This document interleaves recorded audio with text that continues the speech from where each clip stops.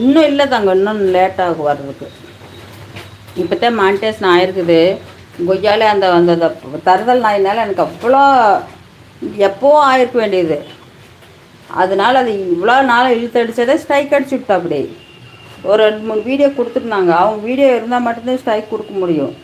அது கொடுத்துட்டாங்க. அதுக்கு தான் அந்த வீடியோ நேற்று போட்டிருந்தேன்.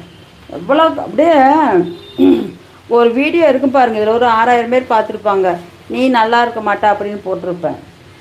செம்ம அழுகு, அதில் அழுது பயங்கரமாக அழுதுட்டேன். உண்மையிலே என்னால் தாங்கவே முடியல. அந்த போயிட்டு மானிட்டேஷனுக்கு போயிட்டு திரும்பி ஏதோ மெசேஜ்லாம் பண்ணிவிட்டு டைம் கொடுத்துட்டு பின்னாடி வந்துருச்சு. ஒரு 2 மார்க் ஓகே ஆயிடுச்சு, 1 வந்து ஃபெயிலர் ஆயிடுச்சு. அழுதான் பார்த்துக்க. அப்பா சும்மா சின்ன பின்ன கொஞ்சமெல்லாம் இல்லை தங்கம், அவ்வளோ வேதனை அழுக. என்னால் என்ன பண்ணுறதுன்னு கூட தெரியல. இது எப்படி